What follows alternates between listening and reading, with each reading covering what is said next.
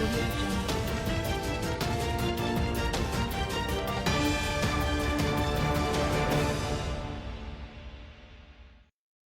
Hi everyone, I'm Sejal and here are the three big stories we are covering today.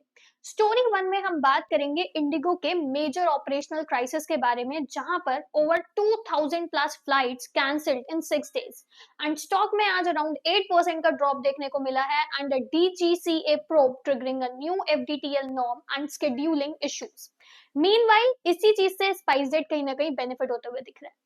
Story to में हम explain करेंगे कि Fino payment bank क्यों around 12% तक fall किया कल even after becoming the first payment bank to get the RBI not to convert into a small finance bank.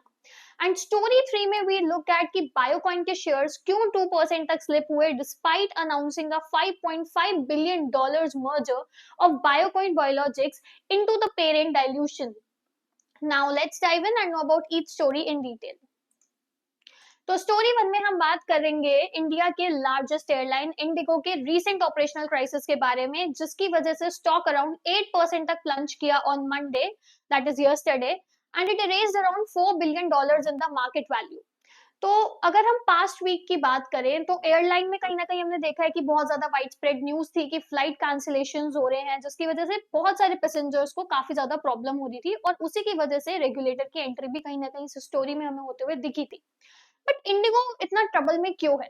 तो इसका मेन रीजन है flight duty time limitation norms जो कि 1 नवंबर को इंट्रोड्यूस हुए थे जिसकी वजह से अब ये रिक्वायर्ड है कि पायलट्स को रेस्ट दिया जाना चाहिए। There should not be long working hours. It should reduce the night flying and night landings and less exhausting duty schedules.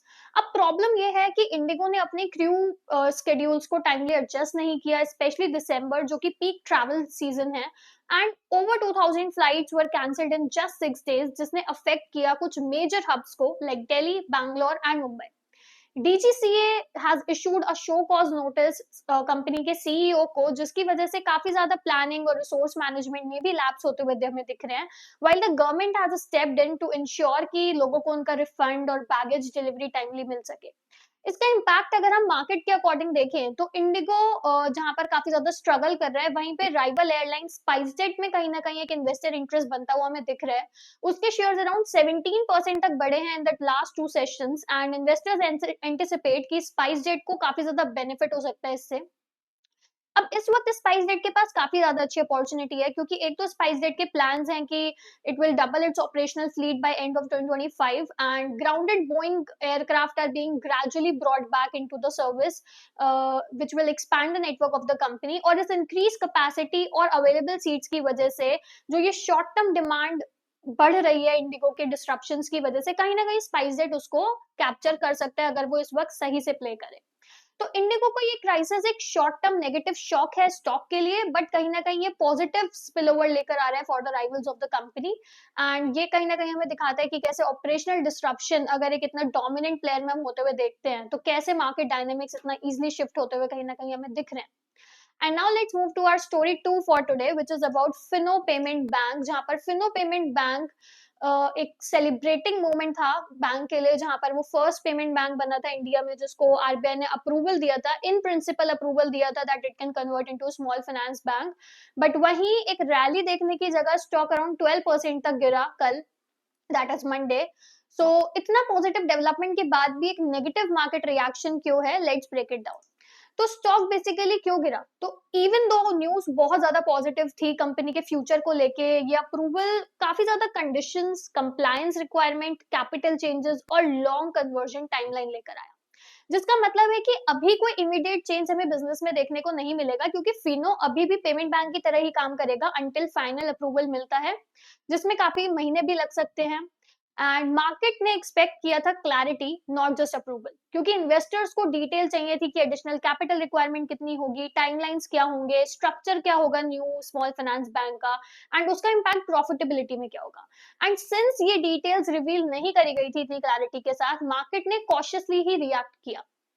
उसके बाद अगर हम देखें तो जो रेगुलेटरी ट्रांजिशन है वो यूजुअली शॉर्ट टर्म कॉस्ट काफी ज्यादा बढ़ा देता है एंड एक स्मॉल फाइनेंस बैंक बनने के लिए आपको हायर कैपिटल एडिकेसी मेंटेन करनी पड़ती है, न्यू गवर्नेंस स्ट्रक्चर लाना पड़ता है, and you have to invest in credit infra, underwriting teams and risk systems, जिसकी वजह से जो शॉर्ट टर्म एक्सपेंसेस हैं वो काफी ज्यादा बढ़ जाते हैं, विच इन्वेस्टर्स आर प्राइसिंग इन।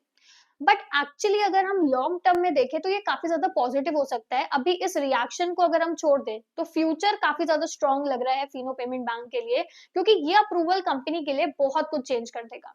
इसकी वजह से फिनो एंटर कर सकता है हाई मार्जिन लेंडिंग बिजनेस में, क्योंकि अभी as a payment bank bank lend नहीं कर सकता है, क्रेडिट कार्ड इशू नहीं कर सकता, also they can not build a full liability franchise. But अगर वो स्मॉल फाइनेंस बैंक बन जाता है तो वो MSME, housing, micro finance loans दे सकता है, it can issue credit and debit cards, it can expand the deposit and grow its customer base meaningfully. तो lending is where the real profitability lies. Secondly अगर हम देखें तो उसकी वजह से एक मैसिव ग्रोथ आ सकती है, क्योंकि कंपनी का एक ऑलरेडी काफी स्ट्रॉन्ग नेटवर्क है, और इतने ज्यादा wide last mile banking network के साथ एक स्मॉल फाइनेंस बैंक का स्टेटस मिलना फाइनली कंपनी को हेल्प कर सकता है अपने नेटवर्क को मोनेटाइज करने में।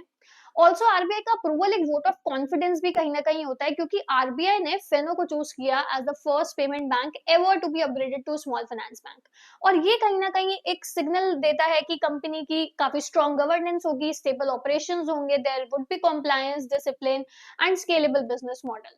सो सिग्निफिकेंटली इट इम्प्रूव्स फिनो की credibility in the banking ecosystem. अगर हम मार्केट की बात करें, सो इट इज एक्सपेक्टेड कि मार्केट री रेट करेगा फिनो को जल्दी, क्योंकि एक बार कंपनी क्लैरिटी देती है अपनी कन्वर्जन टाइमलाइंस पे, कैपिटल रेजिंग प्लान्स पे, कैसे वो न्यू लोन प्रोडक्ट्स लेकर आएगी, उसकी माइग्रेशन स्ट्रैटेजी क्या होगी, so investors will likely rerate the stock upward.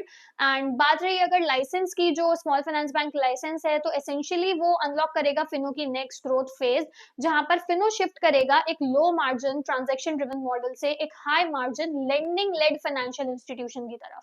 और ये एक large long term share holder value कहीं ना कहीं क्रिएट कर सकता है।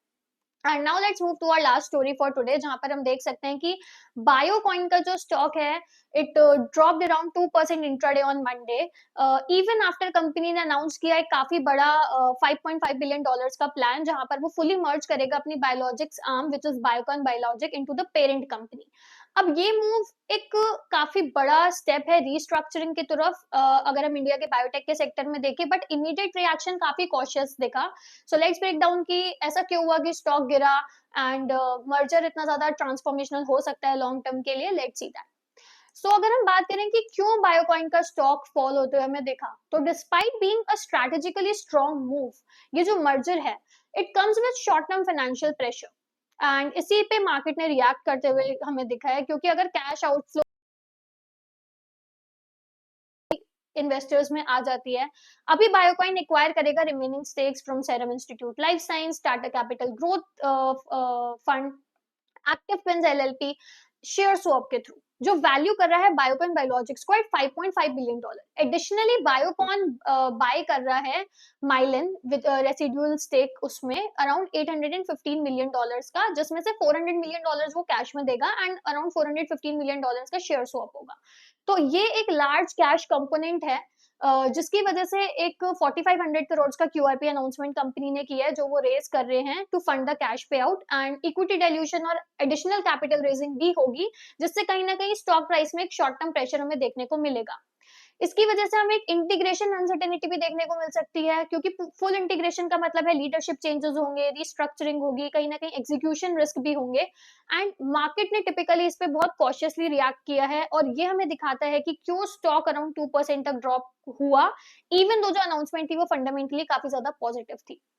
अब अगर हम बात करें कि ये मर्जर इतना बिग पॉजिटिव क्यों हो सकता है, अगर हम लॉन्ग स्टोरी में देखें कंपनी के, तो अभी शॉर्ट टर्म रिएक्शंस म्यूटेड हैं, जिसके रीजंस हम डिस्कस कर चुके हैं, बट लॉन्ग टर्म में अगर बायोकाइन बायोलॉजिक्स को हम बायोकाइन लिमिटेड के अंडर ही लेकर आएंगे, तो एक सिंगल ग्लोबल एंटिटी बनेगी, जो बायोसिमिलर, जेनेरिक्स, इंसुलिन, ऑन्कोलॉजी और इम्यूनोलॉजी प्रोडक्ट्स में डील करेगी। एंड अकॉर्डिंग टू किरण मजूमदार शॉ, उन्होंने बोला है कि ये एक नेक्स्ट चैप्टर होगा बायोकाइन के इवोल्यूशन का। ऑल्सो एक स्ट्रॉन्गर रेवेन्यू विजिबिलिटी भी हो सकती है, बिकॉज बायोकेन बायोलॉजिक्स कंपनी का एक काफी हाई ग्रोथ इंजन है। Global biosimilar pipeline, insulin portfolio, expansion in US and EU markets, और सब कुछ इंटीग्रेट करने का मतलब है एक प्रिडिक्टेबल कैश फ्लो जनरेट करना और स्ट्रॉन्गर कंसोलिडेटेड फाइनेंशियल्स की तरफ जाना। ऑल्सो एक यूनिक मार्केट पोजीशन भी कहीं ना कहीं हमें देखने को मिलेगी, क्योंकि बायोकॉइन सिर्फ एक ऐसी कंपनी बन जाएगी जो दोनों ऑफर करेगी, बायोसिमिलर इंसुलिन भी और जेनेरिक GLP-1 पेप्टिडाइज भी. And it would become one of the few Indian companies with global biosimilar scale, जो कि एक differentiated competitive edge कहीं ना कहीं कंपनी की तरफ लेकर आएगा. And that leads us to the wrap of today's edition of Daily Market Rundown. आज की इस वीडियो में हमने कवर करी 3 मेजर न्यूज, जहां पर हमने देखा कि इंडिगो के शेयर्स क्यों इतने ज्यादा गिरे और उसकी वजह से स्पाइसजेट को बेनिफिट होता हुआ दिखा है. फिनो पेमेंट बैंक, जहां पर उसके शेयर्स भी गिरे डिस्पाइट एक काफी बड़ी अनाउंसमेंट हुई थी, जहां पर वो फर्स्ट पेमेंट बैंक बना था जिसको आरबीआई ने अप्रूवल दिया था, in principle approval to become small finance bank. And Biocon के शेयर्स जो कहीं ना कहीं हमें डिप होते हुए दिखे, रादर जो न्यूज थी वो काफी पॉजिटिव थी.